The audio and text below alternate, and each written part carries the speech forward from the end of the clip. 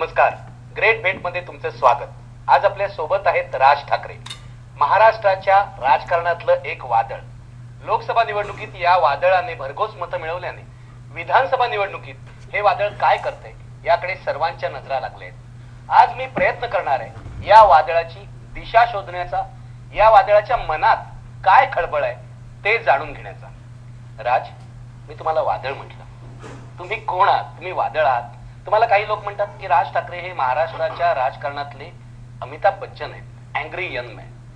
सिस्टीमच्या विरोधात त्यांचं म्हणणं आहे. नेमकं काय आहे? तुम्ही कोण आहात? मी आहे राज ठाकरे.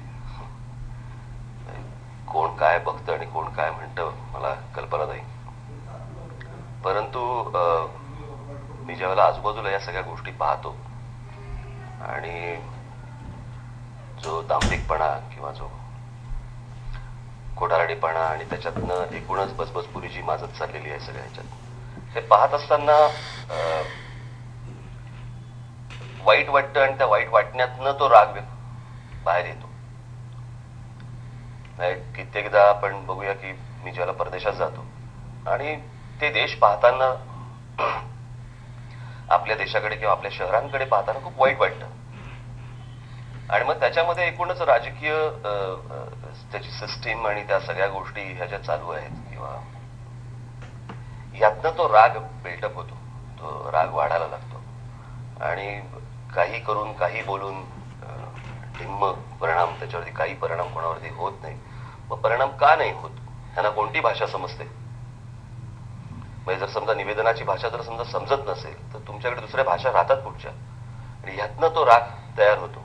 त्याच्यामुळे तो फक्त राग आहे. तुम्हाला काय करायचं? ही सिस्टीम जी आहे, जिला तुम्ही करप्ट सिस्टीम म्हणताय, जी आहे अगदी सडलेली आहे, ही बदलून टाकायची, ही तोडायची, ही उद्ध्वस्त करायची, नवीन सिस्टीम तयार करायची. हे बघा, एक कसं आहे, ही तोडायची आहे हे नक्की, परंतु ही तोडायला वेळ लागेल. पण ती तोडण्यासाठी म्हणून जे आपण ज्याला आपण एखादं जसं शिल्पकार एखादं शिल्प घडवत असताना तो त्या दगडातनं ती मूर्ती तयार करायला पहिल्या चिन्नी आतोड्यांनी पहिली तोडावं लागतं. ती ही सगळ्या गोष्टींची सुरुवात आहे बरं का. आणि परमेश्वर करो मग ती गोष्ट घडो, लवकरात लवकर घडो. कारण समोर दिसतंय आणि आपण काही करायचं नाही. हे हातावर हात ठेवून बसून मला ते काही जमणार नाही, माझ्याकडे नाही. आणि म्हणून जिथे जिथे मला ते शक्य होईल तिकडे तिकडे मी ही गोष्ट करतो. पण यासाठी खूप काळ थांबण्याची तुमची तयारी आहे. हो हो हो. तुम्हाला ताबडतोब या विधानसभा निवडणुकीत, नाही नंतरच्या निवडणुकीत असे रिझल्ट नको आहेत. मी माझ्या भाषणामध्ये नेहमी सांगतो की या सगळ्या याच्यामध्ये जर समजा महाराष्ट्रातल्या जनतेला जर माझ्या हातात सत्ता द्यायची असतील, एक 60 वर्ष प्रयोग करून पाहिले तर सर्व राजकीय पक्षांवरती जर राज ठाकरेच्या हातामध्ये सत्ता देऊन जर समजा त्यांनी एक प्रयत्न करून बघावा, तो मीही एक प्रयत्न करून बघेन. 60 वर्ष म्हणजे साधारणपणे 3 पिढ्या गेलेल्या आहेत. अशा परिस्थितीमध्ये आपण काही नवीन बाबा ह्यांच्याकडनं नाही झालं ह्याच्याकडनं बघू. पण ते करताना माझी विनंती फक्त एवढीच राहील की महाराष्ट्रातल्या जनतेने माझ्या हातात पूर्ण सत्ता द्यावी. ह्याच्या हनवटीला हात लाव आणि मग त्याला कोणीतरी खांद्यावर हात टाकून कोपऱ्यात घेऊन जा, हे असले प्रकार करायला लावू नयेत.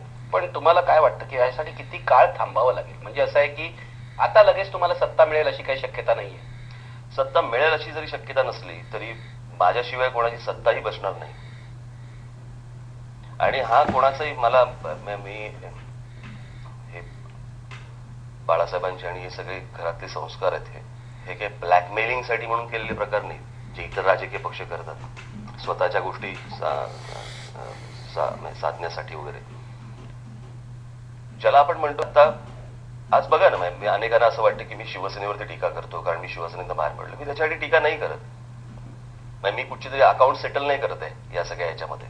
मला जे दिसतंय की या सगळ्या गोष्टी चुकीच्या पद्धतीने चालल्यात. म्हणजे आपण काँग्रेस एनसीपीला आपण एका बाजूने नालायक म्हणायचं, ते आहेतच नालायक समजा, म्हणून आपण विरोधी पक्षाकडे एका नजरेने पाहतो. तेही जर समजा तसेच वागायला लागले तर कोणाकडे पाहिजे? मी तुम्हाला थेट प्रश्न विचारतो. काँग्रेस एनसीपी आणि शिवसेना भाजप हे चार जे प्लेयर्स आहेत महाराष्ट्राच्या राजकारणातले, ते इक्वली नालायक आहेत असं तुम्हाला वाटतं का?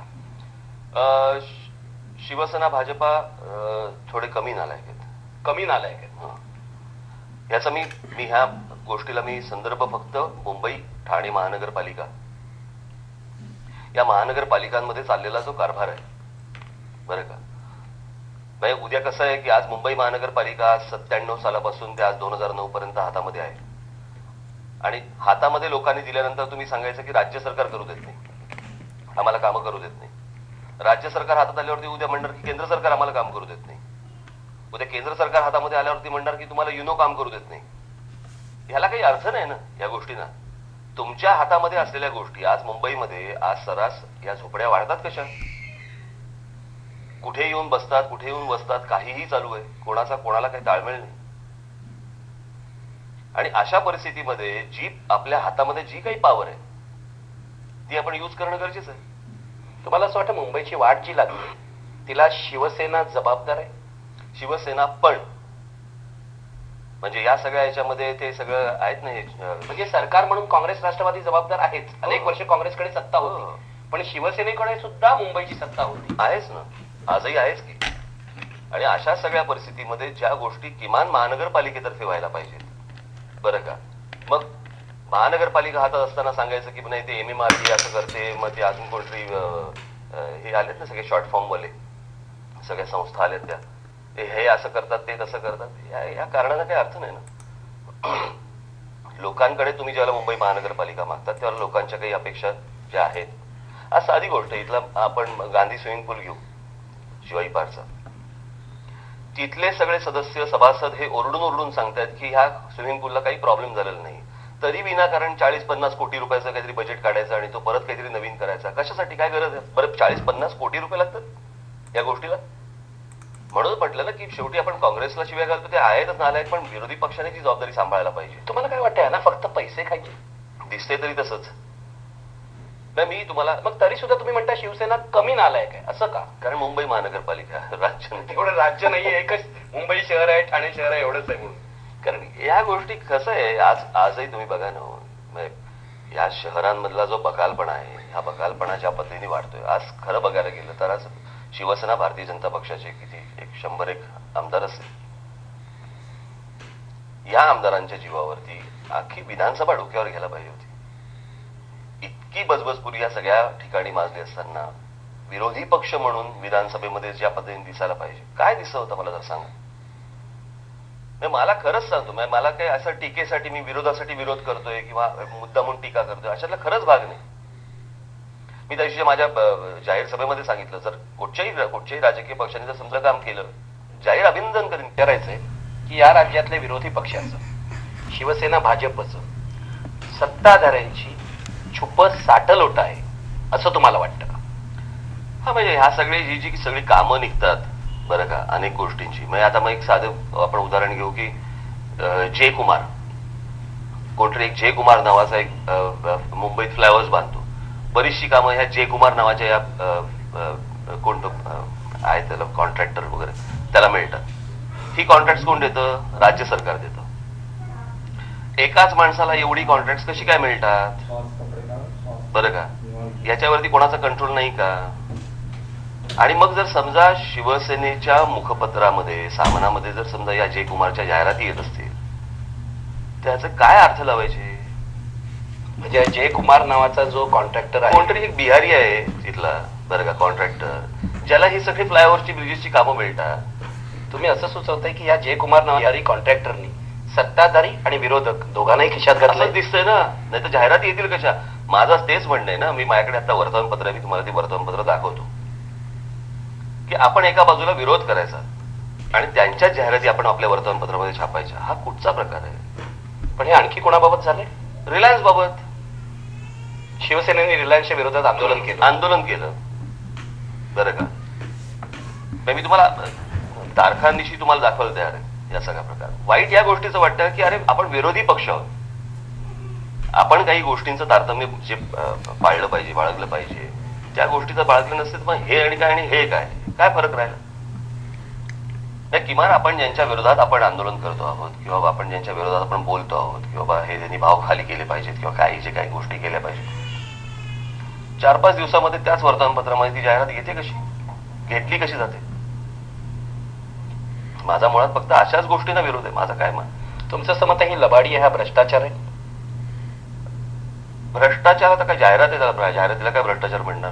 अप्रत्यक्ष भ्रष्टाचार आहे ना, ज्यांच्या विरोधात आपण आंदोलन करतो. मानसिक भ्रष्टाचार, रिलायन्सच्या मानसिक भ्रष्टाचार आहे की मानसिकच झाला ना. जाहिरातीचे पैसे मिळतात. हो, अर्थातच ना. त्याच्यामुळे मानसिक कसं आहे, शेवटी पण जाहिरातीचे पैसे हे तुम्हाला तसे लिगलीच येतात, बरं का. ते काय अनट्रेटेबल येत नसतं, त्याच्यामुळे तो भाग वेगळा. पण हे मेंटल करप्शन ज्याला म्हणतो आपण. एक मिनिट, अशी जर समजा उद्या माझ्याकडनं जरी चूक झाली तरी ती मला दाखवायला पाहिजे. पण तुम्ही अशी खात्री द्याल मनसे असं कधीच करणार नाही? 100% प्रयत्न करेन. पण अशी जर समजा चूक झाली असेल, मुद्दामून होणार नाही माझ्याकडनं. जाणून बुजून ही गोष्ट कधीच केली जाणार नाही. परंतु समजा अशा प्रकारची चूक जर समजा भविष्यात झाली तर ती दाखवावी, नक्की कान पकडेन. मला तुमच्या मगाशी जे तुम्ही स्टेटमेंट केलं त्याकडे यायचंय. तुम्ही असं म्हणालात की महाराष्ट्रात ज्याला कुणाला सत्तेत यायचंय त्याला आमच्या मदतीशिवाय सत्ता आणता येणार नाही.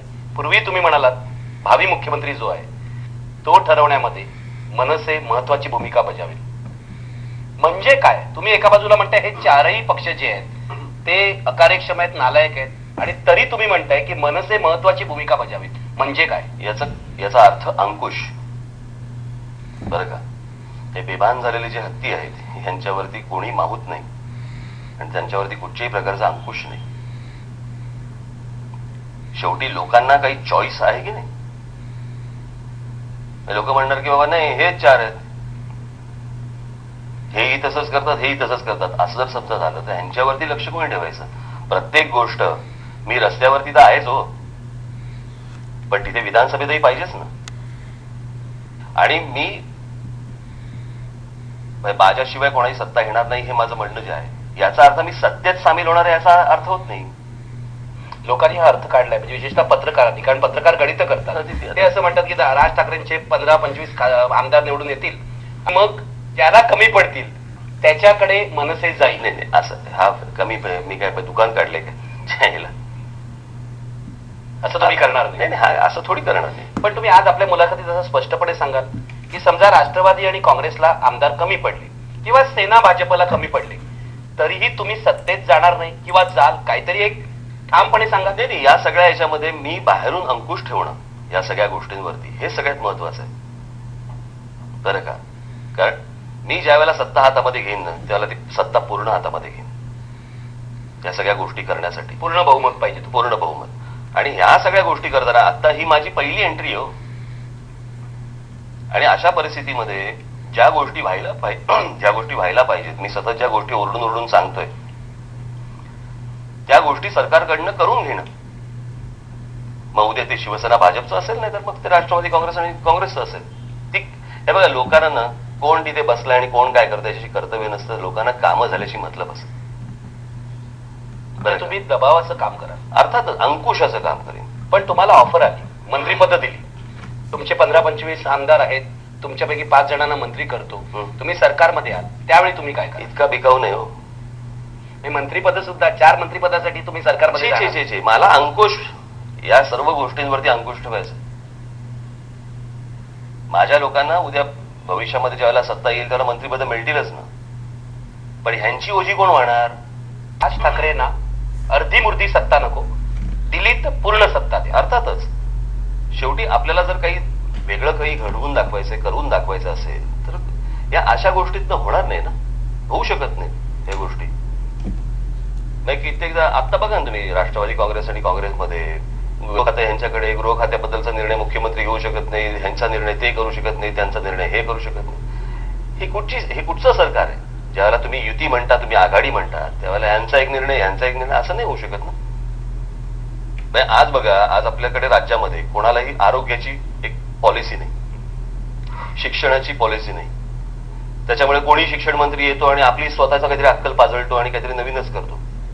ते आता आले कोणते, त्यांनी सांगितलं की या वर्षी काहीतरी 10वीला 80 मग पुढल्या वर्षीचं बघू म्हणे. हे काय शैक्षणिक धोरण आहे का? आणि असली कुठचीही गोष्ट आखल्याशिवाय तुम्ही काय बोलणार, काय करू शकणार सांगा. म्हणजे असं दिसतंय की तुमची लढाई जी आहे ती दीर्घ पल्ल्याची आहे. अर्थातच छोट्या असल्या भावासाठी तुम्ही मामूली गोष्टींसाठी नाही. तरी सुद्धा पत्रकार म्हणून तुम्हाला हा प्रश्न विचारणं मला भाग आहे. मी निखिल तुम्हाला एक गोष्ट सांगतो या सगळ्या याच्यामध्ये, मी माझा स्वभाव आणि या सगळ्या गोष्टी माझ्या सर्व सहकाऱ्यांना कल्पना यायची. मी माझ्या घराच्या बाहेर मुख्यमंत्री, उपमुख्यमंत्री आणि सर्व मंत्र्यांच्या अशा ओळीने लाईनीत गाड्या बघितल्या. इथे कृष्णकुंजच्या बाहेर? नाही, इथे नाही, मी मातोश्रीवर ती शिवसेनेमध्ये असताना आमच्या घराच्या बाहेर अशा प्रकारच्या लाल दिव्याच्या गाड्या लागत आहेत, इतके अधिकारी येत आहेत.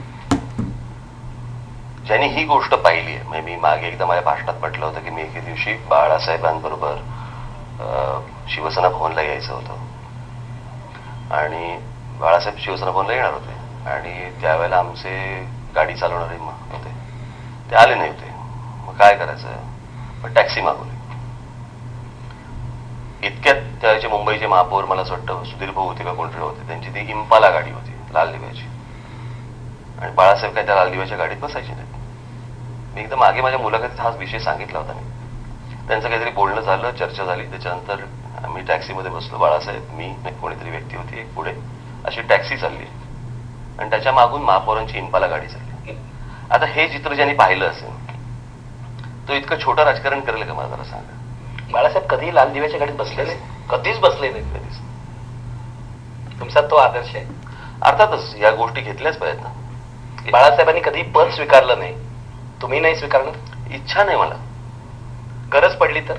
म्हणजे गरजेचे काय विषय येतो, हा माझ्या गरजेचा विषय नाहीये, हा लोकांच्या गरजेचा विषय, आणि लोकांच्या गरजा या काम आहेत. लोक तुम्हाला असं म्हणाले, राज ठाकरे तुम्हाला आता बहुमत आम्ही दिलेलं आहे, यावेळेला नाही, कधी जेव्हा मिळेल तेव्हा तुम्ही मुख्यमंत्री व्हायला पाहिजे.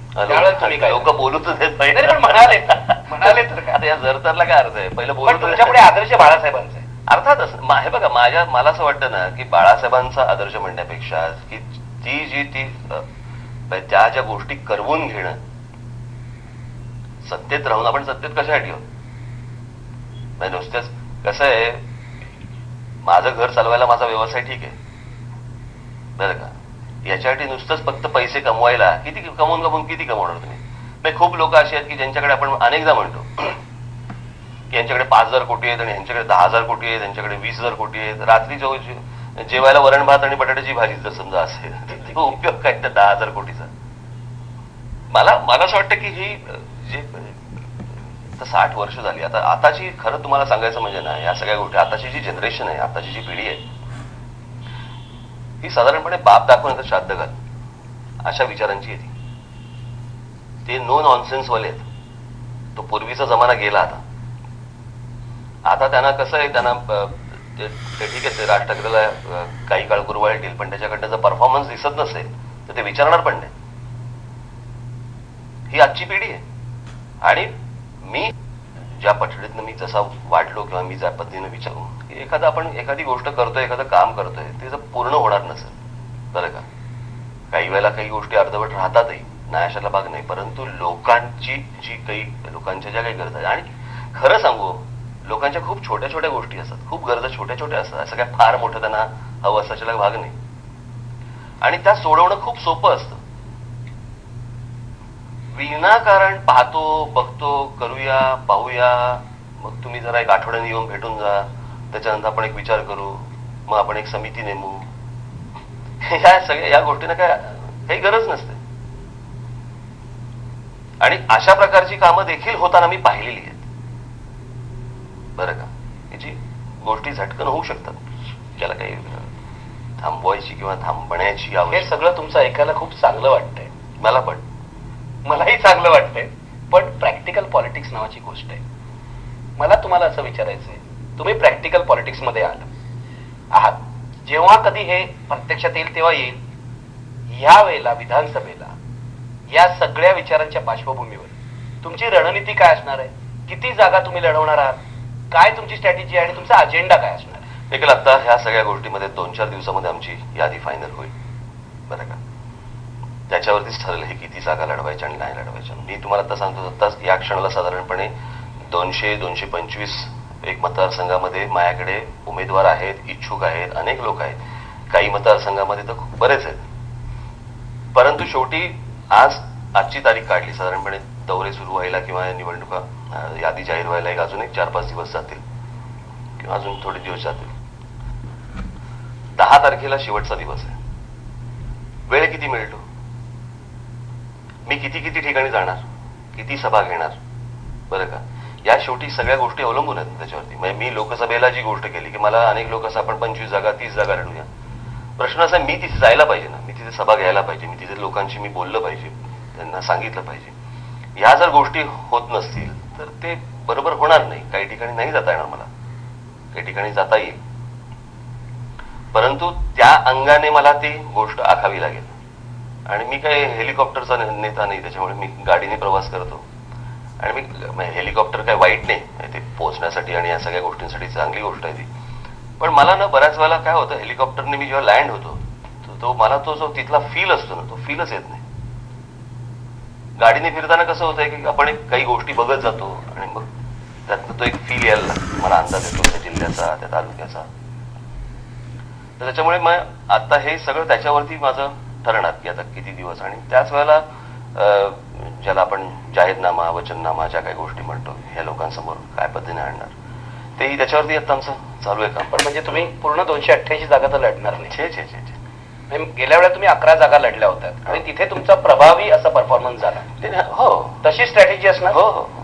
साधारण 100 जागा लढा का आपण आकड्यात जाऊयाच नको. हा, आकड्यात काय माहिती, आता मला काही सांगताच येणार नाही. मला तुम्हाला किती टार्गेट आहे तुमचं महाराष्ट्राच्या यंदाच्या विधानसभेमध्ये? म्हणजे जर तुमचं हे ठरलं की हे लॉंग टर्मचं पॉलिटिक्स आहे या विधानसभेमध्ये, कारण मला माहितीये की 9 ते 10 जागी तुम्हाला लीड होता गेल्या वेळा विधानसभा सेगमेंटमध्ये, आता काय टार्गेट आहे तुमचं? नाही, कसं आहे, आम्ही 9 ठिकाणी आता या 11 लोकसभा मतदारसंघामध्ये आम्ही 9 ठिकाणी 1 नंबरला होतो आणि 13 ठिकाणी आम्ही 2 नंबरला होतो. अत्यंत कमी मार्जिनने आम्ही मागे 2 नंबरला असलेल्या जागा साधारणपणे या मिळून 22 जागा होतात, बरं का. या उपर अजून एक 10-15 जागांवरती आम्ही कॉन्सन्ट्रेट करतोय, केलेलं आहे, बरं का. आणि त्याप्रमाणे चाललोय. म्हणजे 40 ते 50 जागा. हो, एवढं झालं, यावर चांगली कामगिरी झाली तर तुम्ही समाधानी असता. हो. अर्थात अजेंडा काय असणार?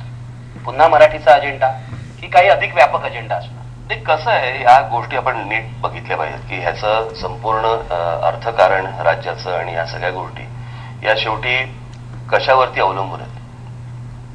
म्हणजे असलेल्या लोकांना असलेल्या गोष्टी मिळत नाहीत, म्हणजे इथल्या स्थानिकांना इथे असलेल्या गोष्टी मिळत नाहीत, बाहेरचे लोंढे येत आहेत आणि ते त्या गोष्टी घेऊन जात आहेत, बरं का. हे मी माझ्या परवाच्या माझ्यामध्ये मुलाखतीमध्ये मी सांगितलं की उत्तर प्रदेश, बिहार आणि या ठिकाणाहून ह्यांना रायफलच्या परवानग्या मिळतात, रायफलच्या लायसन्सेस मिळतात, ऑल इंडिया परमिट्स.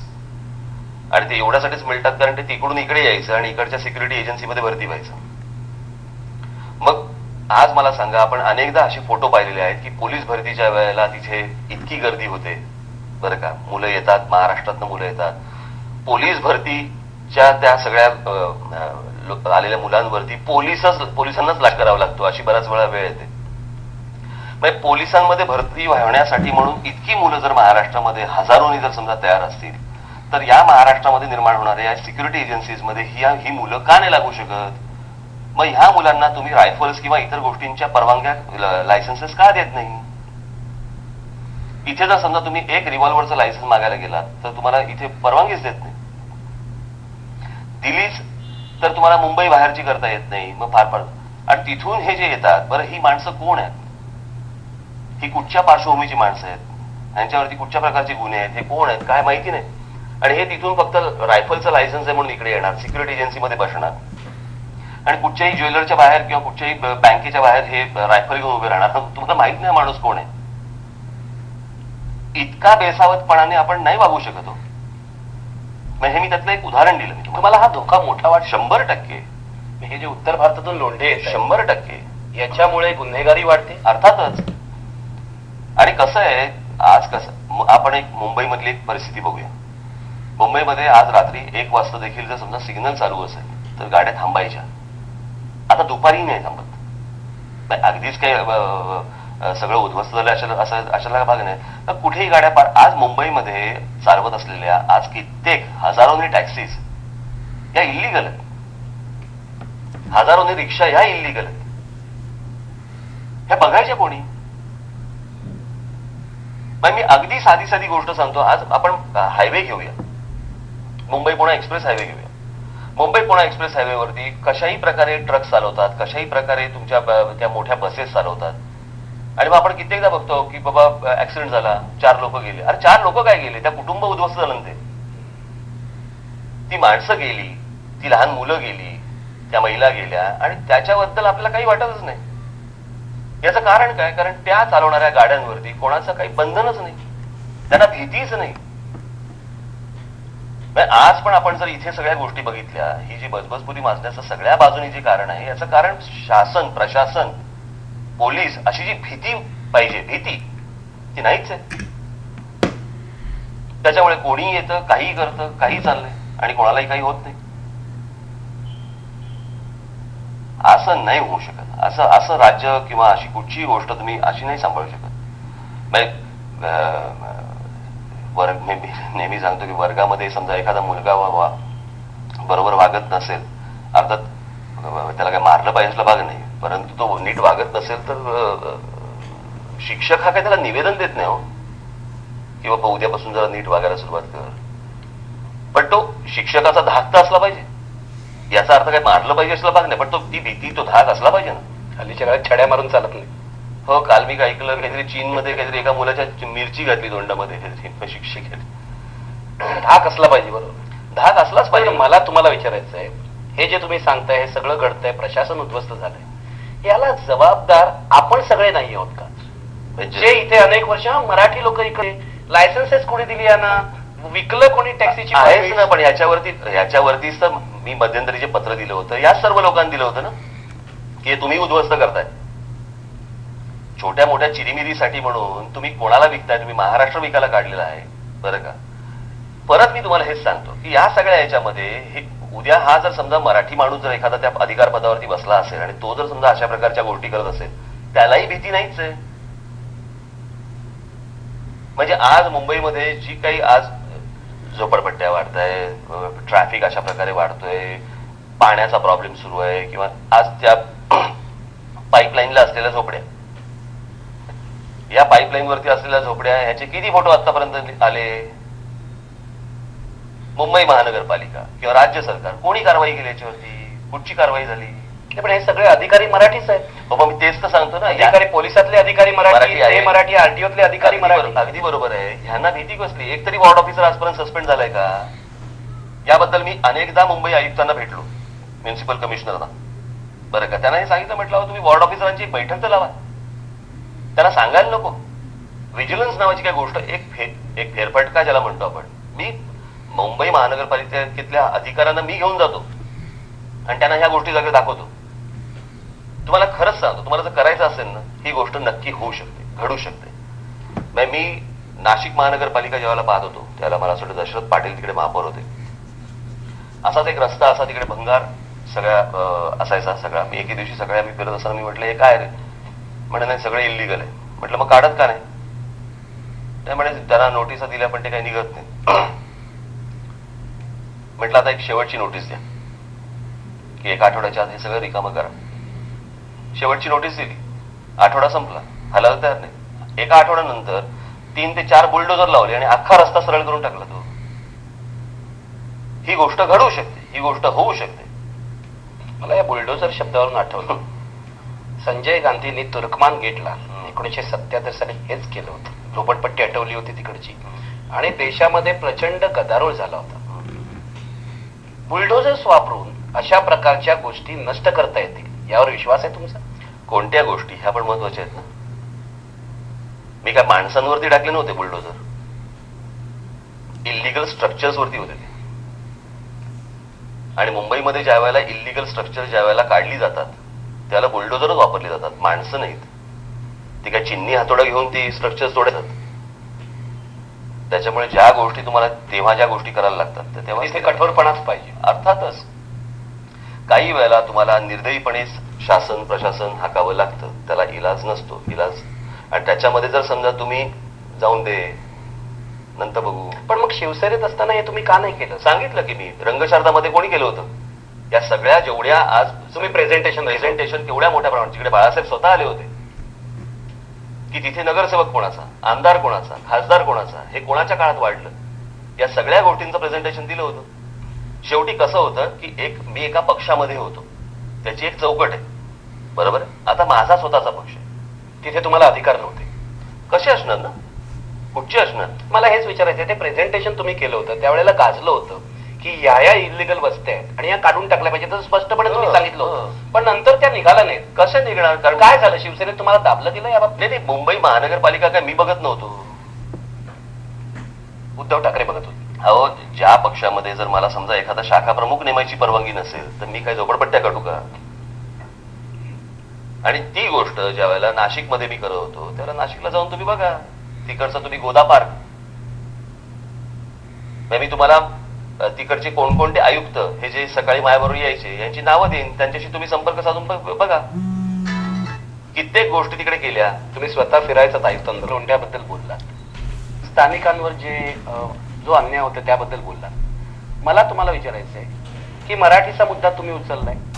40 वर्षापूर्वी 1966 साली शिवसेनेने सुद्धा हाच मुद्दा उचलला होता.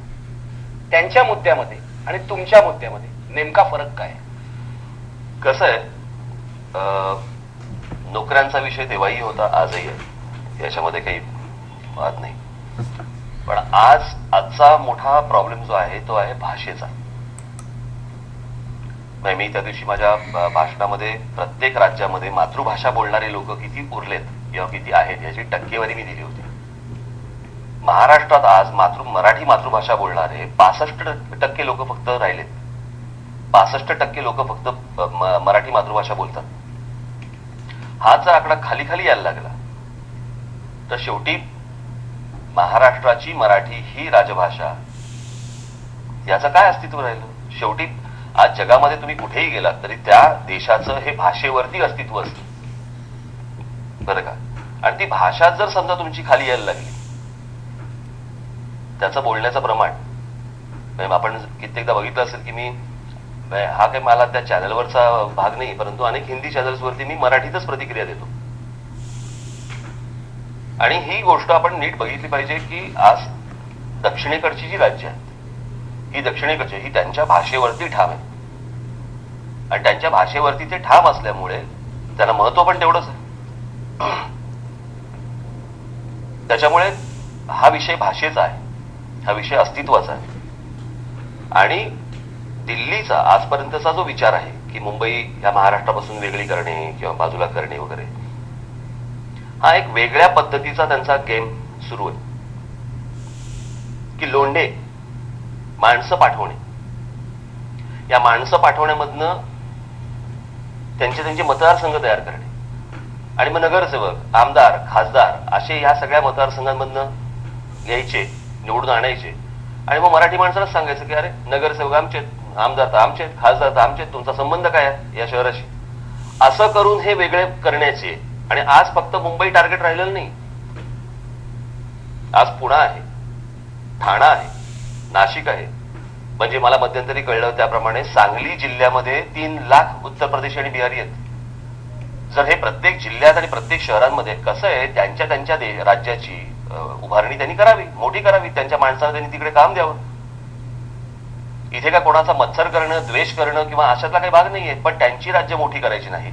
महाराष्ट्राकडनं सर्वाधिक टॅक्स गोळा करायचा, तो त्यांच्याच राज्याला द्यायचा, त्यांच्याचकडचे राजकीय पुढारी ते सगळे पैसे घेणार, पुढे काही करणार नाहीत आणि वरती परत लोंढे बोसायला आमच्याकडे पाठवणार. आणि ही भावना ही काय फक्त महाराष्ट्राची नाहीये, कर्नाटकातही अशाच प्रकारची आंदोलन झाली, आसाममध्ये होत आहेत, इतर ठिकाणी होत आहेत. त्यांना कधी कोण बोलत नाही. महाराष्ट्रात कधी कोण बोललं की लगेच अगदी सगळेजण चौताळून उठतात. तुम्ही आता म्हणालात की मुंबई, ठाणे, पुणे इथे नाशिक अमराठी लोकांची वस्ती वाढवायची, तिथलं राजकारण, अर्थकारण ताब्यात घ्यायचं. तुम्ही असं सुचवताय का की या भागावर कब्जा करायचा आणि एक दिवस मुंबई महाराष्ट्रापासून वेगळी करायची, असं हे कारस्थान आहे? 100% हेच कारस्थान आहे, दुसरं तिसरं काही कारस्थान नाही यांचं.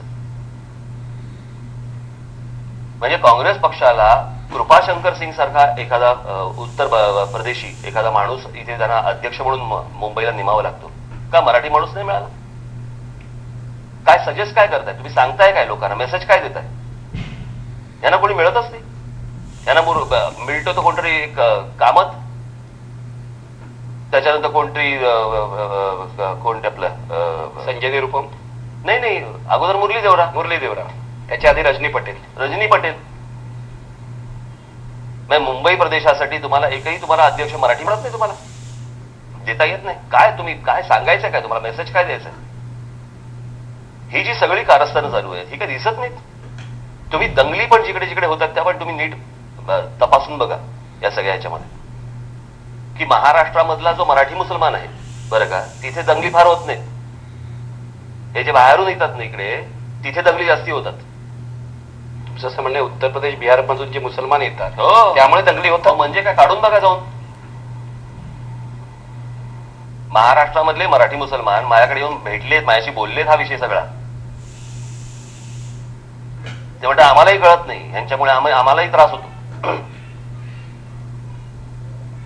पण मला तुम्हाला आणखी नाही, आजची मी तुम्हाला सांगतो, तुम्ही महानगरपालिकेची एकदा आपण लोकसंख्येमध्ये एक टक्केवारी जरा काढून बघा. मी आता आमच्या सगळ्या शाखाध्यक्ष आणि सगळ्या आमच्या पदाधिकाऱ्यांशी बोलतोय, का रे मराठी टक्का किती? नाही साहेब 12% 15%, बाकी इतर सगळे. हे काय चालू आहे? हे अख्खी सगळी गणितं बदलतायत. आणि ही गणितं बदलत असताना मला साधी गोष्ट सांगा, मुंबई पाटणा, इथून पाटण्याला कोण? की इकडून शिक्षण घेतलेला एखादा मुलगा म्हणाला नाही आता मला पाटण्याला जायचं, असं कधी घडतं का? पाटणा कोल्हापूर काय संबंध? पाटणा पुणे, या ट्रेन्स कशासाठी सुरू झाल्या? कोणासाठी सुरू करताय तुम्ही? महाराष्ट्रातल्या कुठच्या खासदारांनी मागणी केली होती? कोणीही मागणी न करता फक्त हे लोंढे पाठवण्यासाठी या सगळ्या ट्रेन्स सुरू करता तुम्ही. उत्तर प्रदेशमधनं किती ट्रेन्स आहेत? कोणी मागितल्या होत्या? आम्ही मागितल्या होत्या. महाराष्ट्राने कधीच मागणी केलेली नाही या सर्व गोष्टींची. आणि या सर्व गोष्टींकडे डोळेझाक करायची का? फक्त मतांसाठी? आणि आपला सगळा टक्का आपण घालवायचा. याला समोरचे मला काही संकुचित म्हणून येतं, अजून काही म्हणू, प्रश्न हा नाहीये. त्यांचं त्यांनी अस्तित्व त्यांच्या राज्यामध्ये टिकवावं. उद्या जर इथून जर एखादा मराठी माणूस जर समजा तिकडे गेला तर त्याला त्या राज्यातल्या संस्कृतीप्रमाणे राहावं लागेल आणि त्याने ते राहावं. आणि सुदैवाने आपली मराठी माणसं ही इतर राज्यात गेल्यावरती त्या संस्कृतीप्रमाणे राहतात. की हे काँग्रेसने केलं नाही, शिवसेनेला जमलं नाही, उद्या मनसेच्या हातात सत्ता आली तर हे लोंढे रोखण्यासाठी तुम्ही काय करणार? यातला सगळ्यात एक सोपा इलाज सांगतो तुम्हाला मी. मुळात या इथे कुठेही राहू शकता, खूप जागा आहे. ज्या जागा आहेत त्या कुठल्या जागा आहेत? मला 4 कॅटेगरीज मध्ये जागा येतात. एक मुंबई महानगरपालिकेची जागा येते, एक राज्य सरकारची जागा येते, एक केंद्र सरकारची जागा येते, एक प्रायव्हेट लँड येतात. या 4च येतात. या 4ही जागांवरती आता ज्या पद्धतीने इथे कोणी येतं आणि आज मुंबईमधलेच काही आमदार नगरसेवक हे लॉऱ्या भरभरून लोक आणतात आणि तिकडे झोपड्या बसवतात. मग एकदा झोपड्या बसवायच्या, बिल्डरांबरोबर चर्चा करायच्या आणि त्याच्यानंतर हे सगळे प्लॉट विकायचे. हे सगळा धंदा चालू आहे हा सगळा.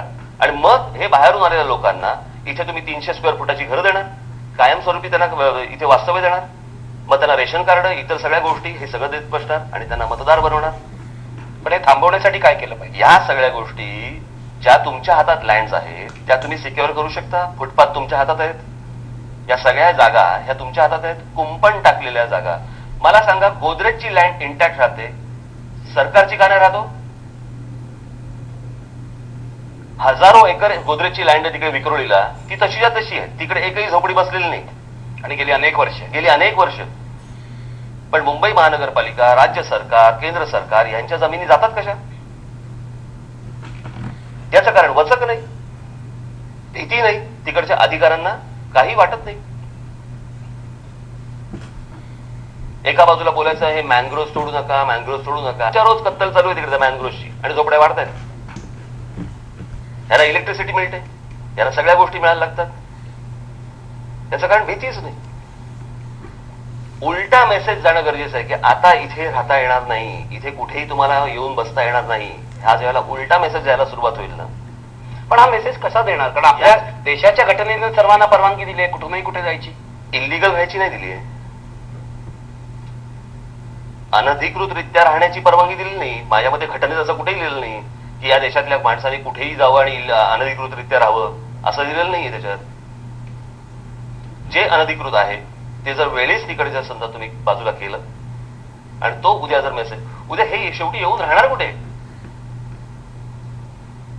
हेच सगळे फुटपाथ काबीज करणे, या जागा काबीज करणे आणि या सगळ्या गोष्टी होणे. इथे जर समजा तुमची व्हिजिलन्स सिस्टीम जर करेक्ट असेल आणि ती जर होईल, ह्या गोष्टी होऊ नाही शकत. तर हे थांबू शकतं. तर हे थांबू 100% शकतं. आणि हीच गोष्ट मला अनेकदा लोक विचारतात मुंबई महानगरपालिकेच्या वगैरे की फुटपाथ वरती साहेब आम्ही त्या काढतो झोपड्या, मग परत आठवड्यापर्यंत परत येतात. काय करा तिकडे? म्हटलं निवडुंगाची झाडं लावा. आता निवडुंगावरती येऊन झोपणार नाहीत ना. एक वर्षभर गेला फुटपाथ, चला नाहीतरी झोपड्याच होत्या, लावून टाका निवडुंग म्हटलं तिकडे. एकदा त्यांना कळलं की बाबा इथे काय बाबा आपल्याला झोपडी बांधता येत नाही, इथे इकडचं लक्ष निघून जाईल. हे मी जे बोलतोय ना, हे तुम्हाला असं वाटेल हे खूप बाळबोध किंवा हे खूप सोपं आहे, पण हे होऊ शकतं, हे घडू शकतं. हे जे प्रॉब्लेम सोडवायला फार मोठ्या काहीतरी कल्पनांची गरज नाहीये. छोट्या छोट्या गोष्टी आहेत, सोप्या सोप्या गोष्टी आहेत. माझ्या 3 तारखेच्या माझ्या भाषणामध्ये मी सांगितलं होतं की आपल्या सोसायटीच्या ग्राउंडवरती जर समजा इतर माणसांना जर आपण खेळून देऊ शकत नसू, तर माझ्या महाराष्ट्राच्या राज्याच्या ग्राउंड इतरांना का खेळून देऊ? म्हणजे जर समजा आपल्या सोसायटीच्या बाहेर तुम्ही पाटी लावणार की फेरीवाल्यांना आतमध्ये येण्यास मनाई आहे, फेरीवाला भारतीय नाही का? नाही, हे सगळं बरोबर आहे आणि हे तुमचं लोकांना अपीलही होतंय. तुमच्या सभांना लाखो लोक गर्दी करतायत. मला तुम्हाला विचारायचं आहे, आम्हाला राज ठाकरे माहिती आहे एक आधुनिक लीडर म्हणून. तुम्ही तंत्रज्ञान वापरता, तुम्ही जग फिरलाय, असं काही नाही तुम्ही मुंबईत बसलाय, कोल्हापूरला फक्त माहिती आहे किंवा पुणे माहिती आहे, नागपूर माहिती आहे, तुम्ही जग फिरलाय. हा जो प्रश्न आहे तो उत्तर भारतीय विरुद्ध मराठी असा नसून हा एक ग्लोबल प्रॉब्लेम आहे. म्हणजे लंडनमध्ये हे होतंय, न्यूयॉर्कमध्ये होतंय, पॅरिसमध्ये होतंय, ऑस्ट्रेलियात होतंय, सर्वत्र होतंय की जिथे नोकरी आहे, जिथे चांगलं राहणीमान आहे तिथे लोक जात आहेत. हा प्रश्न जो आहे तो मायग्रेशनचा प्रश्न आहे, स्थलांतरणाचा प्रश्न आहे. त्या पद्धतीने तुम्ही त्याच्याकडे बघता का?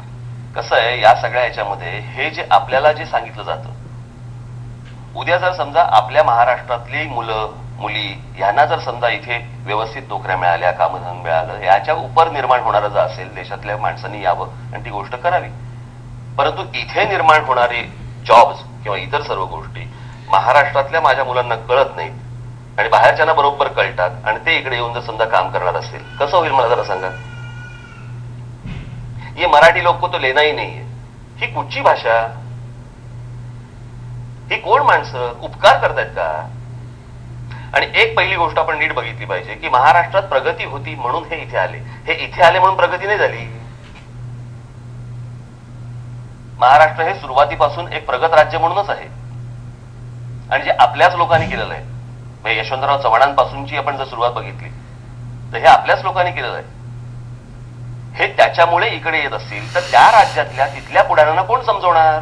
त्यांना कोणी समजवायचं नाही. ते दादागिरी करत बसणार, ते केंद्र सरकारवरती पण अंकुश ठेवणार आणि त्यांना हवं ती गोष्ट करून घेणार, स्वतः मोकळे आणि आमची माणसं पोसा तुम्ही.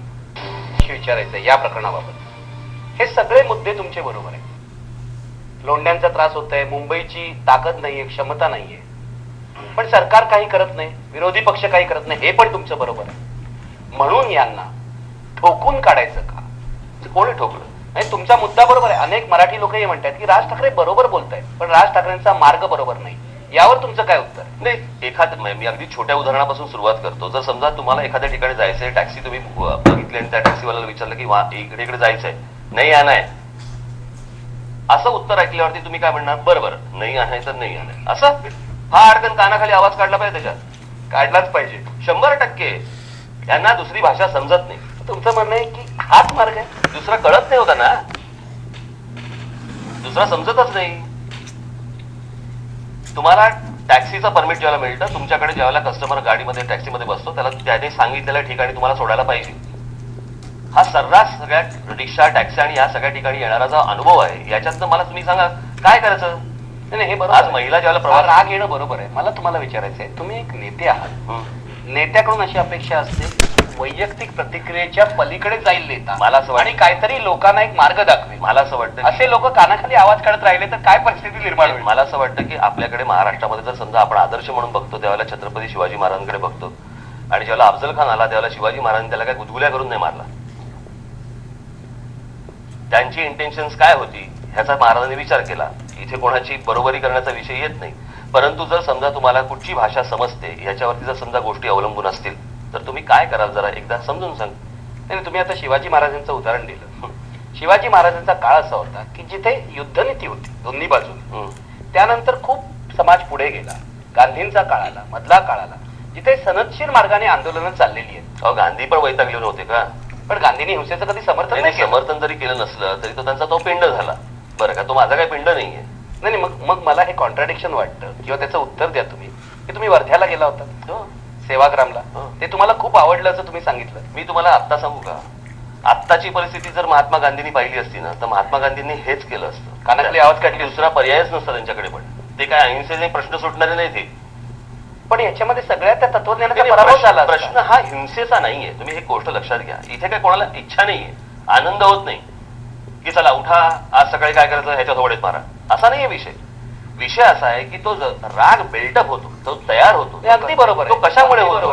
मी तुम्हाला सांगतो ना, आमच्या मनातही राग येतो कधी कधी. रिक्षावाला वाईट बोलला, टॅक्सीवाला वाईट. मग काय करता तुम्ही? आम्ही मारहाण नाही करत.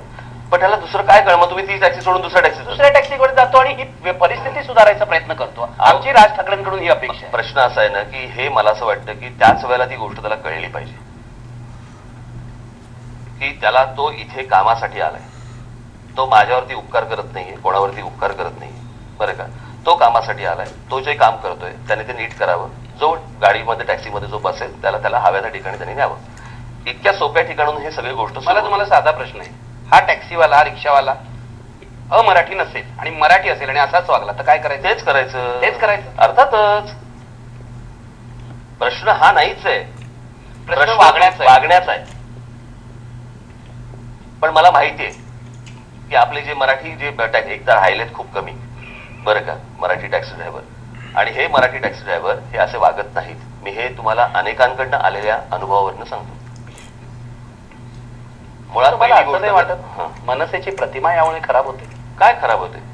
की मारामारी करणारा पक्ष, काही लोक म्हणतात तोडफोड सेना आहे. कुठे तुम्ही मी तुम्हाला पुण्यामध्ये H1N1 बद्दल शिबिर घेतलं. उत्तम शिबिर झालं, प्रसिद्धी त्याला मिळाली.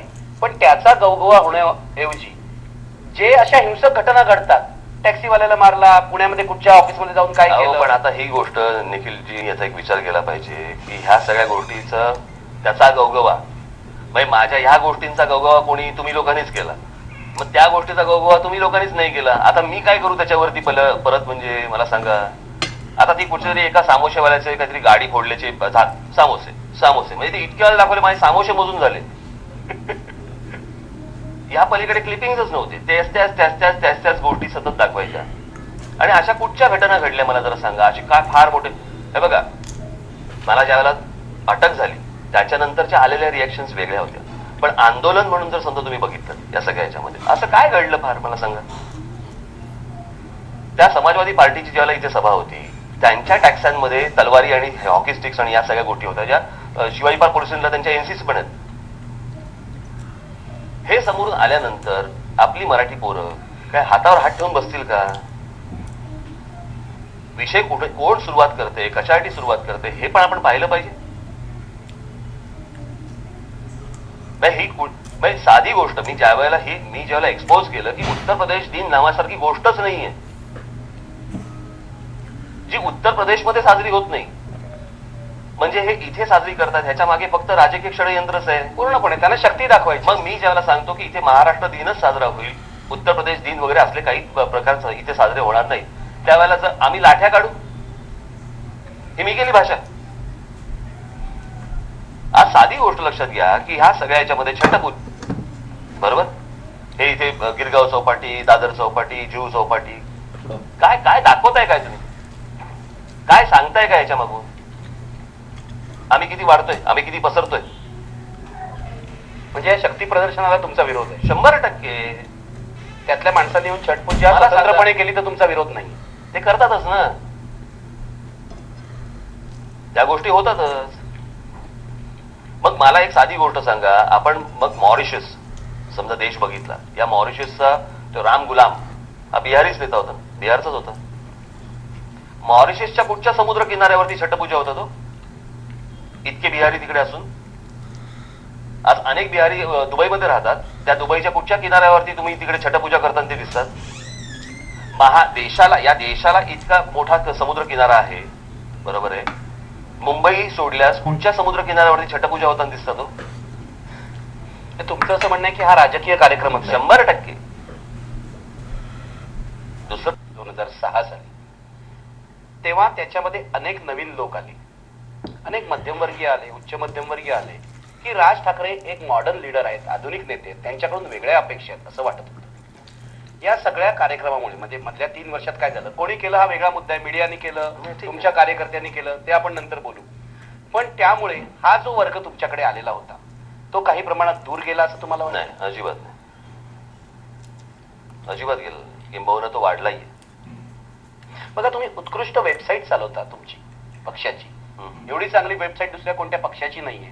किंवा तुम्ही पुण्याला तुमचं रिसर्च सेंटर चालवता नवनिर्माण सेनेचं, असं कोणत्या पक्षाकडे रिसर्च सेंटर आहे की नाही मला माहित नाही. सुरुवातीच्या काळात तुम्ही शिबिरं घेतली होती, कार्यकर्त्यांनी कसं वागावं, त्यांचं ट्रेनिंग काय व्हावं वगैरे. पण मधल्या काळामध्ये म्हणजे मला जो दिसतोय, कॉर्पोरेशन इलेक्शन नंतर 2007च्या मनसेने मराठी मुद्द्यावर कॉन्सन्ट्रेट केल्यावर जे काय मारामाऱ्या झाला, जो काय हिंसाचार झाला, त्यामुळे या मनसेचे जे चांगलं काम आहे, विधायक काम काय आहे, त्याच्याकडे दुर्लक्ष नाही. पहिली गोष्ट म्हणजे माझी जी पहिली सभा झाली त्याची अजूनही माझ्याकडे भाषण आहे, आणि त्याच्यात पण मी हे बोललो होतो की 19 मार्च 2007 मराठी अस्मितेच्या आड येणाऱ्यांची तडजोड केली जाणार नाही. हे माझं तेव्हा पण वाक्य होतच, त्या भाषणामध्ये हे वाक्य आहे. त्याच्यानंतर ह्या ज्या सगळ्या घटना ज्या सुरू झाल्या, बरं का, ह्या काही मी निर्माण केलेल्या नव्हत्या, त्या घडत गेलेल्या गोष्टी आहेत त्या, कळलं का.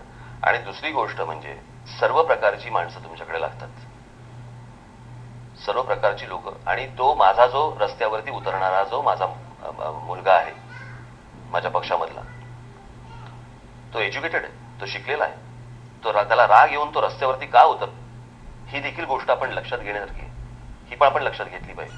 आज महाराष्ट्रामध्ये काय किंवा देशामध्ये काय अनेकदा अशी अनेक आंदोलनं झाली, मग ती जॉर्ज फर्नांडिसांची असतील नाही तर अनेक लोक, त्याला देखील सुशिक्षित वर्ग रस्त्यावरती उतरलाच होता. हा सुशिक्षित आणि अशिक्षित असा विषय नाहीये, हा विषय रागाचा आहे, हा विषय अस्मितेचा आहे. आणि त्याच्यासाठी ज्यावेळेला महिला इतक्या मोठ्या प्रमाणावरती ज्यावेळेला रस्त्यावरती उतरतात, त्याचा काय तुम्ही शिक्षणाशी संबंध लावणार का प्रत्येक वेळेला? हा विषय अस्मितेशी येतो, हा विषय रागाशी येतो. तुमचं म्हणणं रागातून ही हिंसा होते किंवा मारामाऱ्या, शेवटी राग कुणाला गंमत म्हणून नाही ना करत आहे. साधी गोष्ट आहे, महाराष्ट्रामधल्या दुकानांवरच्या पाट्या मराठी असल्या पाहिजे, ही मागणी किती वर्ष होती. मी फक्त 1 महिन्याची फक्त नोटीस दिली आणि 10व्या दिवशी काउंटडाऊन लावला, झालं ना.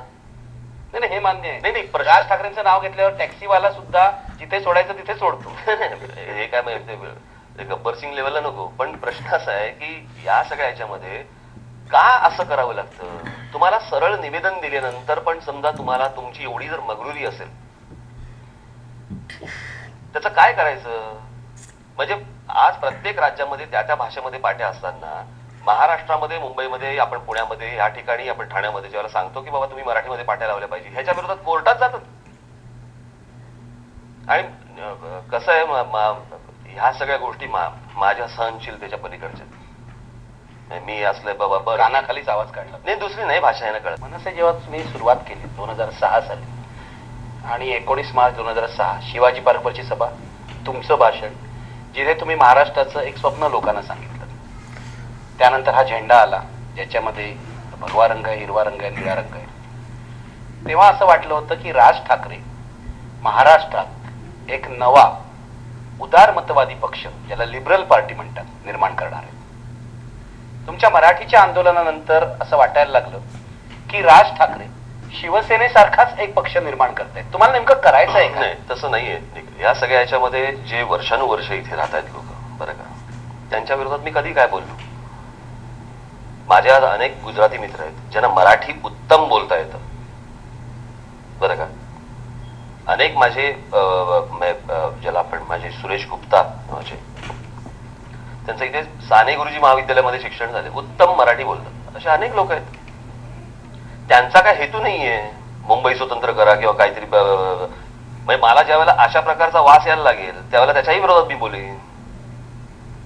आणि सर्वांना बरोबर घेऊन जायचंच आहे.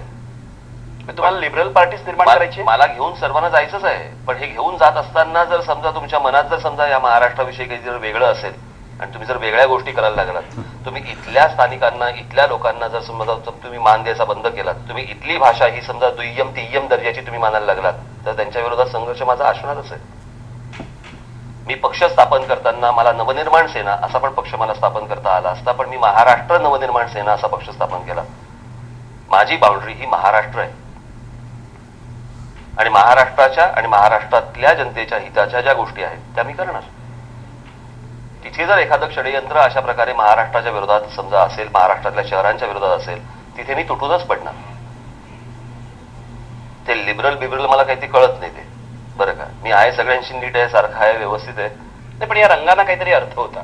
या निळा रंग, दलित यायला पाहिजे, हिरवा रंग. पण माझ्या मते मी बघा, मी दलित किंवा महाराष्ट्रातले मुसलमान यांना मी मराठीच बोलतो किंवा मराठीच मानतो आणि ते मराठीच आहेत की. महाराष्ट्रामधला जो दलित समाज, दलित बांधव जो आहे तो मराठीच आहे की. तुम्ही बाबासाहेब आंबेडकरांना काय म्हणणार? मराठी नाही म्हणणार. आणि बाबासाहेब आंबेडकरांनी देखील याविषयी, मराठी विषयी त्यांनी भूमिका मांडलेली आहे, जी माझ्या भाषणामध्ये मी सांगितली होती की त्यांनी मराठी माणसाविषयी काय भूमिका मांडली. उत्तर प्रदेश, बिहार या सगळ्या गोष्टींबद्दल ते काय बोलले होते तेव्हा या सगळ्या गोष्टी मी मांडल्या. त्याच्यामुळे हे जे आहेत, हा विषय रंगांचा नसून ह्या सगळ्या महाराष्ट्रामधले लोक ज्यांना मराठी भाषेवरती प्रेम आहे, जी मराठी भाषा, आता राजन खान सारखा माणूस, त्यांना काय खान म्हणून बघायचं? उत्तम मराठी माणूस. नाही, म्हणजे तुम्हाला इन्क्लुझिव्ह पॉलिटिक्स करायचं आहे, सर्वसमावेशक पॉलिटिक्स करायचं आहे, की तुम्हाला दुसरी शिवसेना निर्माण करायची? हे लोकांना अजून कळत नाही. मला बघा, मला मी माझ्या आता ज्या विचाराने जातो की बाबा हे दुसरी शिवसेना किंवा तिसरी शिवसेना, ही काय मुंबई नाही हो.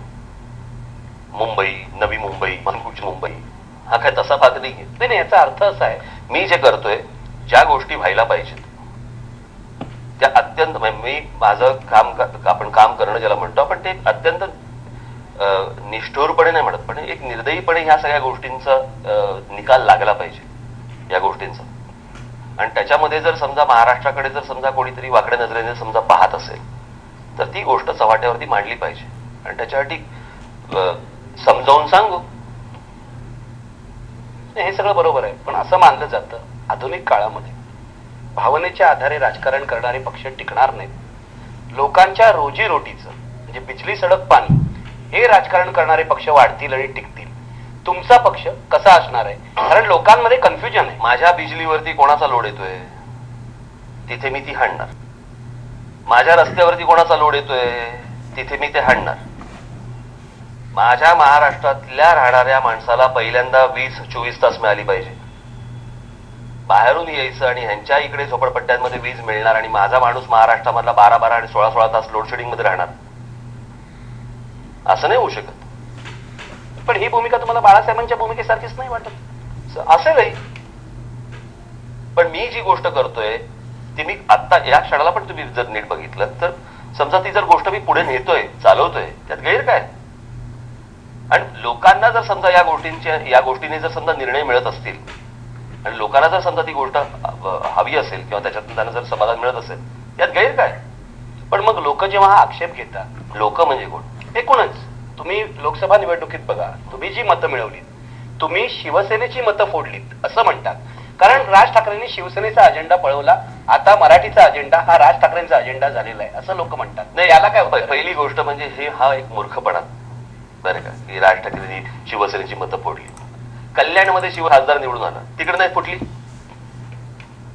आपला खासदार निवडून आला की तिकडे फुटत नाही, पडला की फुटतात. 2004 ला महाराष्ट्र नवनिर्माण सेना नावाचा पक्ष नव्हता, तरीही मुंबईमध्ये 6 पैकी 5 काँग्रेसचे खासदार निवडून आले होते. का आले होते? ईशान्य मुंबईमध्ये जिकडे गुरुदास कामत जिकडे उभे होते, त्या गुरुदास कामतांना काहीतरी 4 लाख आणि ऑड अशी काही मतं पडली होती त्यांना 2004 ला. तिथे आता ते संजय पाटील, दिनाबाबा पाटलांची त्यांचा मुलगा, ते आता उभे होते, त्यांना आता काहीतरी 2 लाख आणि ऑड अशी काही मतं पडली. म्हणजे तुम्हाला काय म्हणायचं, काँग्रेसची 2 लाख मतं मला पडली. मला मतदान जे झालं तो पूर्ण नवा मतदार आहे.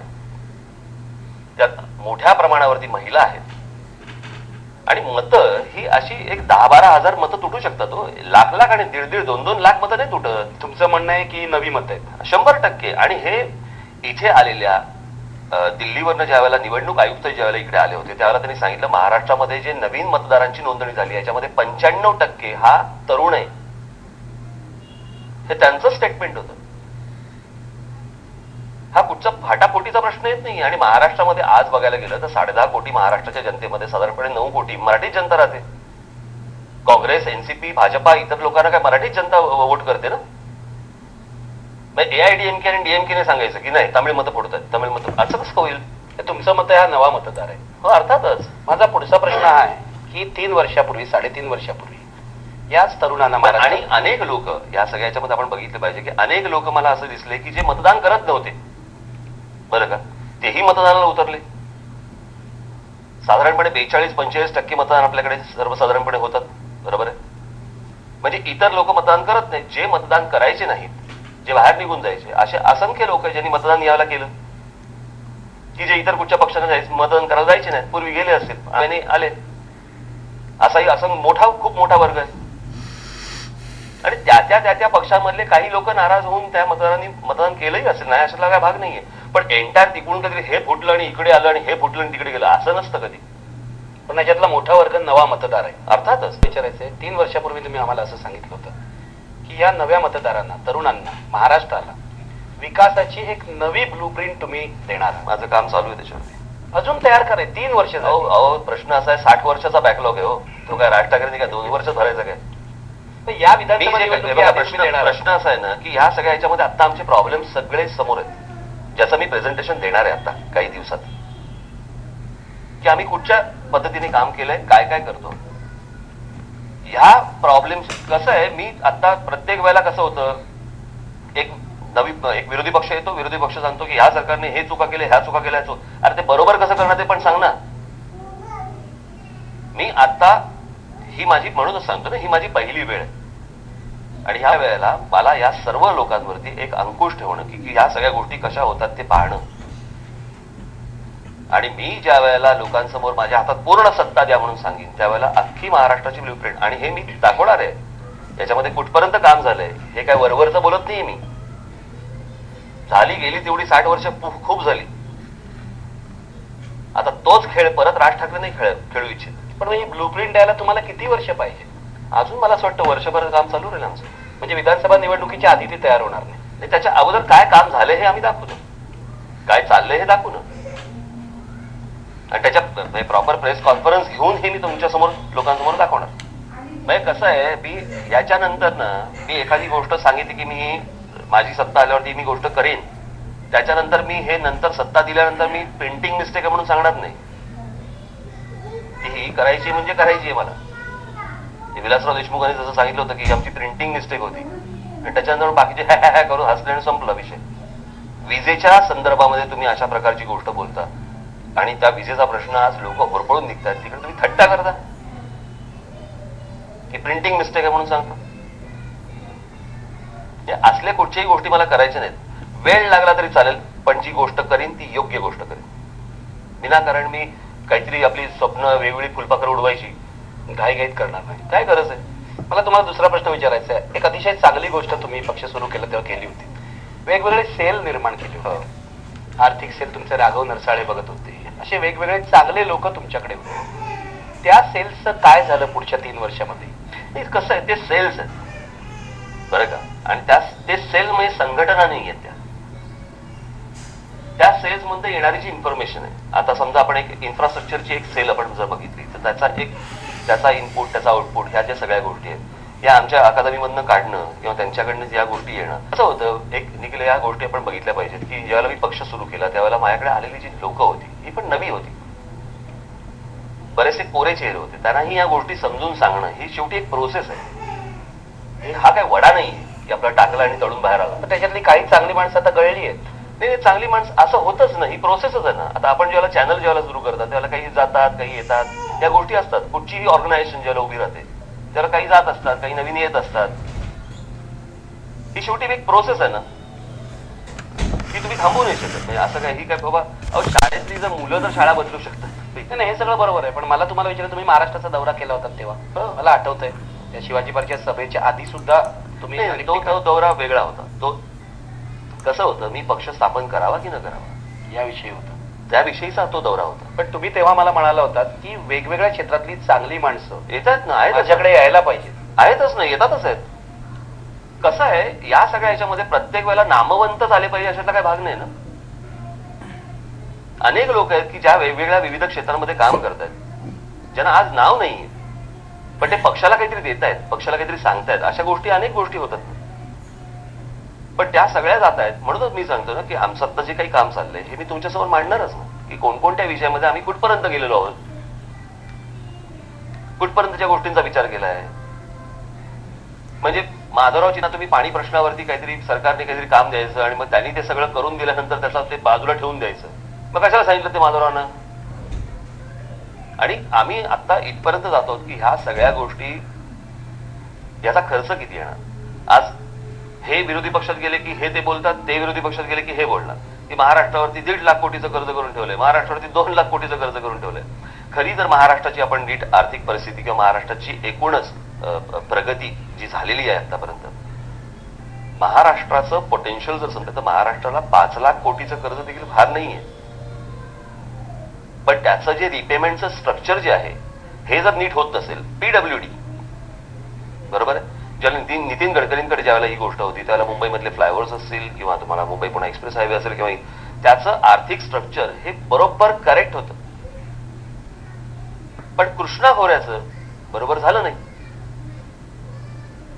मग काही पैसा इकडे वळवला, काही पैसा तिकडे वळवला आणि मूळ मुद्दा राहिला बाजूला. अशा अनेक गोष्टी घटना घडत गेल्या. त्याच्यामुळे मी जर समजा या गोष्टीमध्ये हात घालणार असेल तर माझ्याकडे पूर्ण या गोष्टी असल्या पाहिजेत. हे कोण करू शकतं? आता साधी मी शिवाजी महाराजांसारखं उदाहरण देऊ का? महाराजांचा पुतळा उभा करायचा तर मी त्याविषयी अनेकांना म्हटलं, अरे शिवाजी महाराजांचा पुतळा उभा करायचा आहे, तुम्ही घोषणा करता कुठचा पुतळा उभा, किती मोठा पुतळा उभा करायचा आहे, तर स्टॅच्यू ऑफ लिबर्टी पेक्षा 3 इंच वरती, बरोबर. म्हणजे महाराजांचा तुम्ही अश्वारूढ पुतळा स्टॅच्यू ऑफ लिबर्टी पेक्षा 3 इंच उंच जर समजा करणार असाल, म्हणजे महाराजांचा जिरेटोप हा जिकडे येतो तो स्टॅच्यू ऑफ लिबर्टी पेक्षा उंच 3 इंच. मग तो अश्वारूढ असेल तर तो घोडा किती झाला? आणि एवढं मोठं स्कल्पचर करणारा हे स्कल्पचरिस्ट कोण आहे? कोण ते स्कल्पचर करणार? तो एक स्टॅच्यू ऑफ लिबर्टीचा एक पुतळा झाला, तोही फ्रान्स गव्हर्नमेंटने त्यांना भेट दिलेला आहे आणि तोही एका आयलंड वरती बसवलेला आहे. म्हणजे एवढा मोठा पुतळा तुम्ही ज्या वेळेला समुद्रामध्ये टाकणार त्यावेळेला ती जागा रेक्लेम करायला तुम्हाला किती खर्च येईल? तो पुतळा कोण बांधणार? ह्याचे शिल्पकार कोण आहे? काही कशाचा कशाला पत्ता नाही. मी स्वतः एक चित्रकार आहे, मला माहिती शिल्प कसं किती कठीण गोष्ट आहे ती. आणि उद्या सर समजा तुम्ही काहीतरी वेडवाकड तिकडे जर समजा ती भरणी जी आहे ही व्यवस्थित नीट केली नाही, समुद्रात तुम्ही करतात, ही टेक्नॉलॉजी कोणाकडे आहे? कोण ही गोष्ट करणार आहे? काय कशाचा कशाला पत्ता नाही. फक्त घोषणा करायच्या निवडणुकीच्या तोंडावरती, संपला विषय. आणि 99 सालापासून चालू आहे पुतळा उभा करणार, पुतळा उभा करणार. निवडणुकीच्या शेवटी फक्त सांगायचं पुतळा उभा करणार. कोण करणार तो पुतळा उभा करणार? हे असले खोटे वायदे हे देऊ का मी आता लोकांसमोर? मला हा विषय कधी कळलाच नाही. वीज फुकट. अरे फुकट काय फुकट? ती वीज निर्माण करायला पैसे लागतात की नाही? बरं कोण मागते तुमच्याकडे फुकट? आम्हाला विजेचे सातत्य हवं, 24 तास आम्हाला वीज हवी, बरोबर आहे. आम्ही त्याचे पैसे मोजायला तयार आहोत असं लोकांचं 100% मत आहे. तुमच्याकडे कोण फुकट मागतंय? आणि अशी कुठची कंपनी आहे की जी फुकट देऊ शकते? किंवा सरकार याचा लोड किती घेऊ शकतं? अशा प्रकारची तुम्ही वचनं, आंदोलनं, तुम्ही काय म्हणता पण त्याला, आश्वासनं तुम्ही द्यायची की आम्ही हे फुकट देऊ, ते फुकट. आणि फुकट कसं होईल? ते जगात असं कुठे चालत नाही हो की आम्ही फुकट देऊ म्हणून. तुमचं असं म्हणणं आहे आतापर्यंत राजकीय पक्षांनी जशी आश्वासनं दिली तशी तुम्ही देणार नाही? यायची तुम्ही इच्छाही नाही माझी. जे काय कराल ते ठोस कराल 100%. आणि ह्याच्यातनं काही घडत नाही हो, यातनं काही घडूच शकणार नाही याच्यामध्ये. आणि मी खरंच सांगतो असं, आणि लोकांचा मार्ग जो आहे तो किती चांगला वाटला तरी रुटीन नाहीये.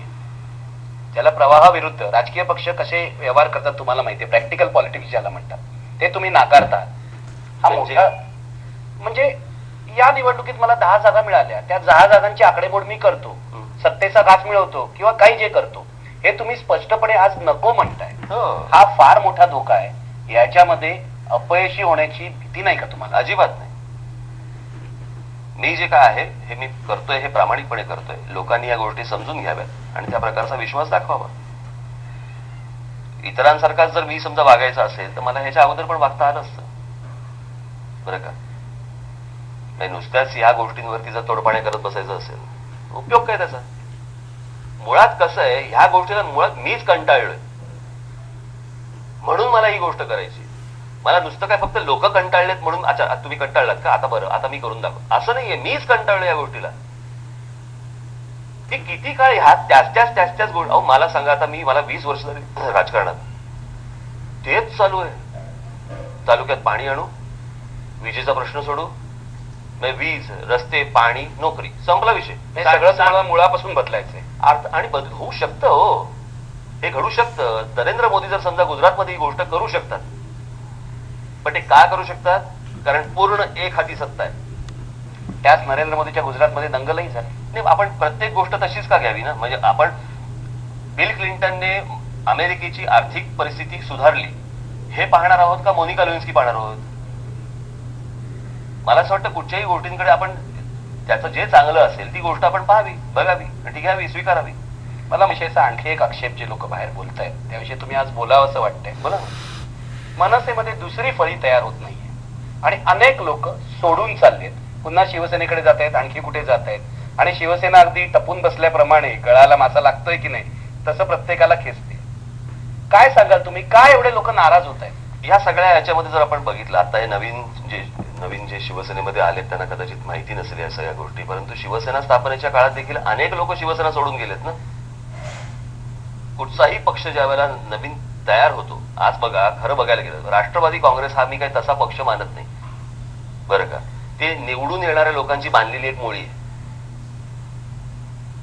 पण शिवसेनेनंतर जर खऱ्या अर्थाने जर पक्ष म्हणून जर स्थापन झाला असेल महाराष्ट्रात तर तो माझाच पक्ष आहे. आणि स्थापनेच्या दिवसापासून सर्वदूर महाराष्ट्रामध्ये पसरलेला.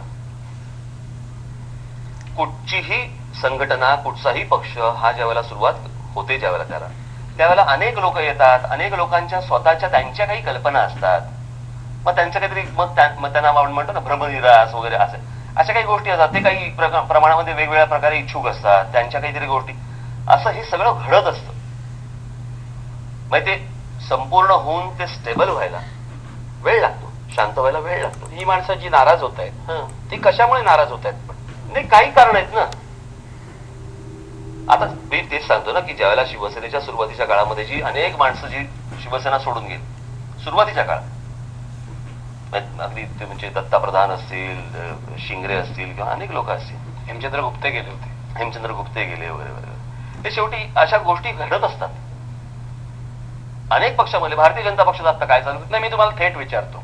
माझा तर पक्ष नवीन आहे, आता 3-3.5 हे बरोबर आहे, सोडून जातात. मी तुम्हाला थेट विचारतो, ही जी सोडून जाणारी माणसं आहेत त्यांनी बाहेर जे आरोप केलेले ते असं म्हणतायत आमचा राज ठाकरेंवर राग नाहीये. तुम्ही बाळासाहेबांच्या बाबतीत बोलला होता की राग बडव्यांवर आहे.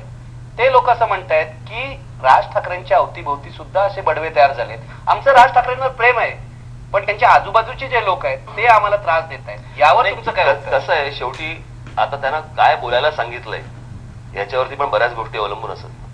मी एक जे वाक्य बोललो होतो त्यावेळेला ते इतकं जिवारी लागलंय, इथून जाणाऱ्या प्रत्येकाकडनं ते वाक्य बदलून घेत आहेत. कुठचं वाक्य? हेच बडव्यांचं. तेव्हा मी जे एक वाक्य बोललो ते एवढं जिवारी लागलं इतर बडव्यांना, त्याच्यामुळे ते सगळे बाकीचे जे आहेत ते येणारे इथल्या लोकांकडनं सगळं बदलून घ्यायचं की तेच वाक्य बोला तुम्ही. प्रश्न असा आहे ना की हे जे सगळे गोळा होतात ना हे सत्तेभोवतीचे असतात. माझ्याकडे आज कुठच्याही प्रकारची सत्ता नाही आणि अशा प्रकारचं गोष्ट मी कधीही होऊ देणार नाही. मी तुम्हाला पहिल्यांदाच सांगतो, आता माझ्या पक्षामध्ये ह्याचं मी ऐकून काहीतरी करतोय, त्याचं मी ऐकून काहीतरी करतोय असं हे कोणालाही विचारून बघा. माझ्या पत्नीला देखील याच्यामध्ये इंटरफेअर करायला मी देत नाही. निवडणुकीच्या काळामध्ये अनेक वेळेला अनेक माझे सगळे पक्षातले लोक तिला बोलवतात की प्रचार फेरीला या. आता जिकडे मी जाऊ शकत नाही तिकडे ती जाते. प्रचार फेरी इथपर्यंत ठीक आहे, पण मी कुठचं पद द्यावं कोणाला कुठचं तिकीट द्यावं आणि कोणाला काय करावं, मी राजकीय कुठचं धोरण स्वीकारावं, नाही. निर्णय तुमचा स्वतःचा असतो 100%. प्रत्येक निर्णय. हो, ऐकून घेतो अनेकांचं, माझ्या पक्षातले माझे जे सहकारी आहेत त्यांचं ऐकून घेतो मी. पण या सगळ्या याच्यामुळे त्याच्यामुळे हे जे गेलेले आहेत यांना काय वधवून घेत आहेत हा त्यांचा प्रश्न आहे. पण तुम्हाला यांची चिंता नाही छी वाटत? छी, सहकारी सोडून छे, जात छे, आहेत. छे, छे. काही चिंता नाही वाटत?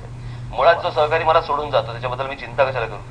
मला तुम्ही जे म्हणताय की जे वधवून घेत आहेत त्यांच्याविषयी फार विचारायचं नाही, पण एक प्रश्न विचारायचा आहे. राज ठाकरे आणि उद्धव ठाकरे यांचे मतभेद आहेत हे जगजाहीर आहे. एक पहिली गोष्ट, तो काय प्रॉपर्टीचा वाद नाही.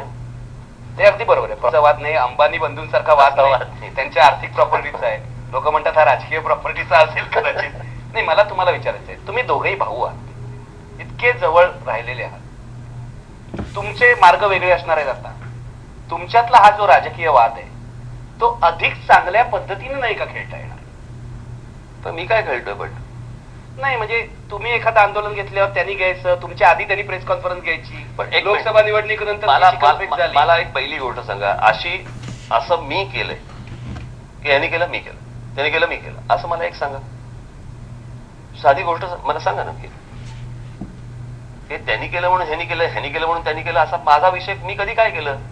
ते तुम्ही म्हणालात की सरकार येणार नाही आमच्या मदतीशिवाय, तेव्हा ते म्हणाले आम्हाला एजंट्सची गरज नाही. बरोबर आहे, म्हणजे मी पहिलं बोललो ना. माझ्या मागून कोण येतंय?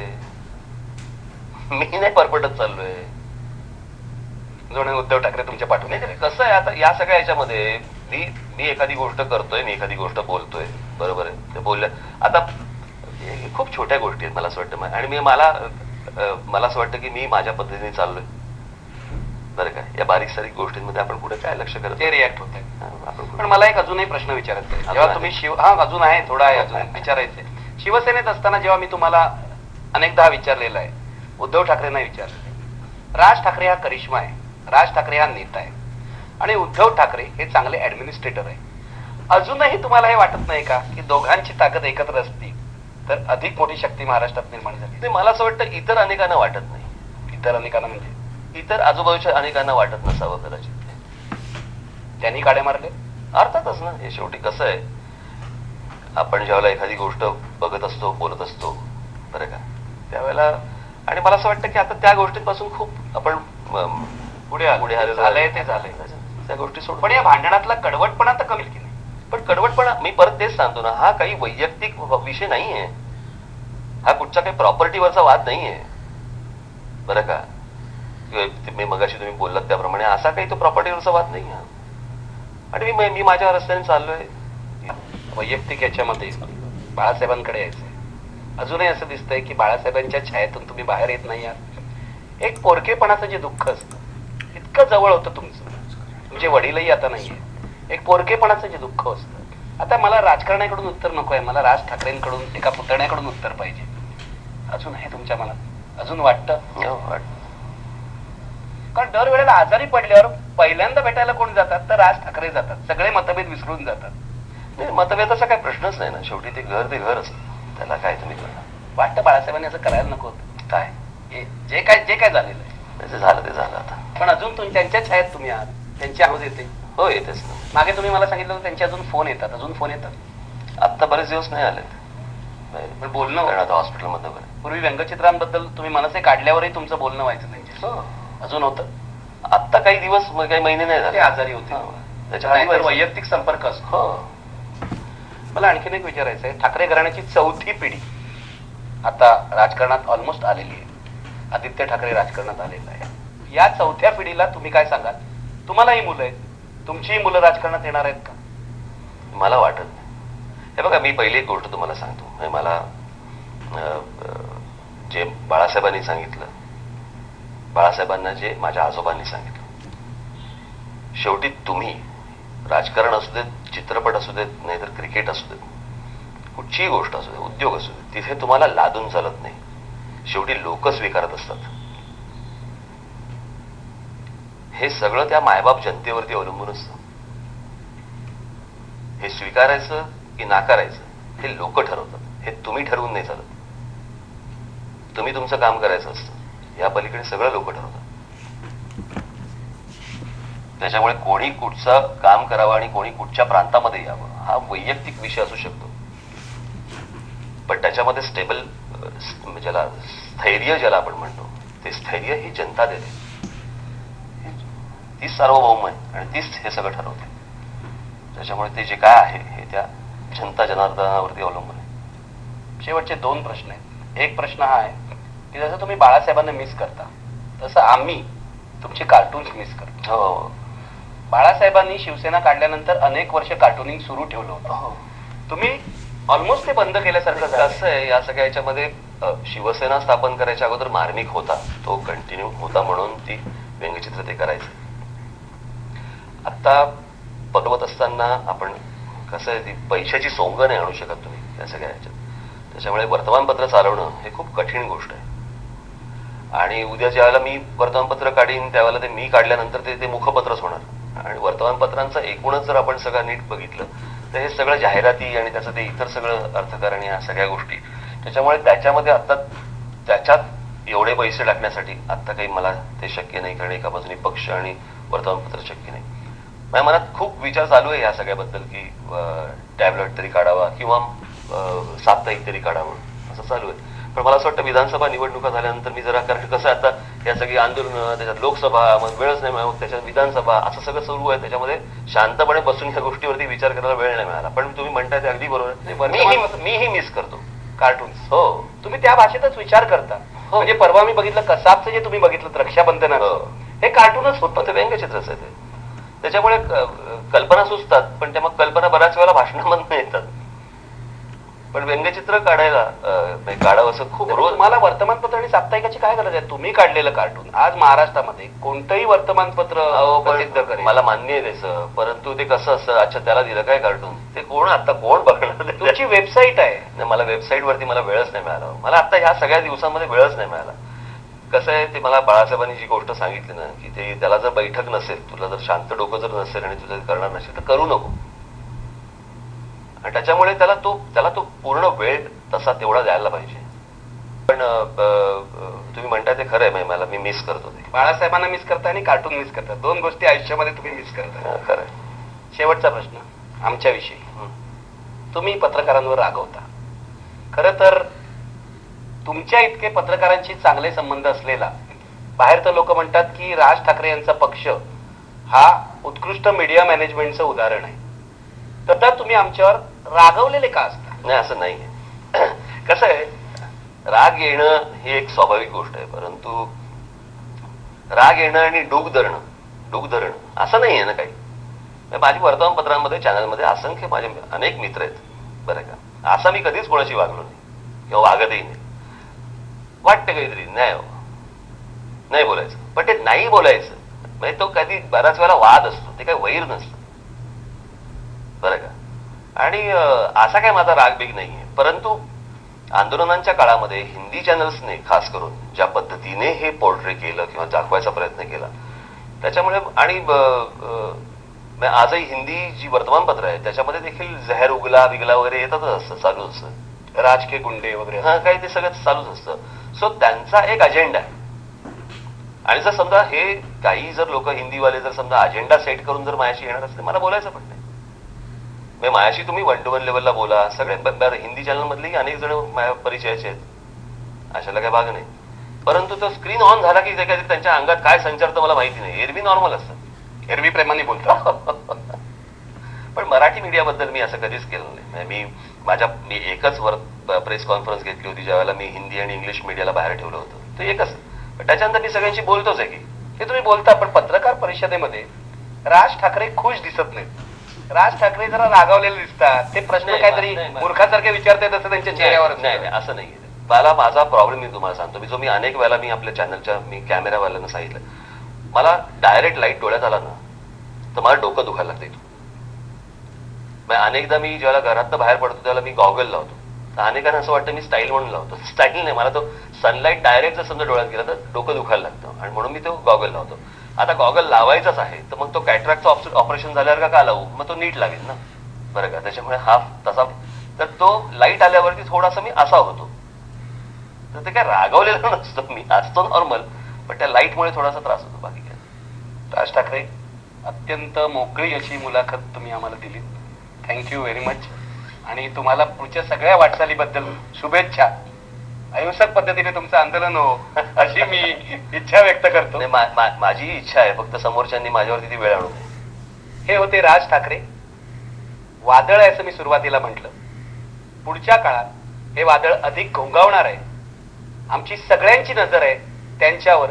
ते काय करतायत, त्यांनी जी इच्छा व्यक्त केली ती पूर्ण होत आहे की नाही हे भविष्यकाळच ठरवेल. धन्यवाद.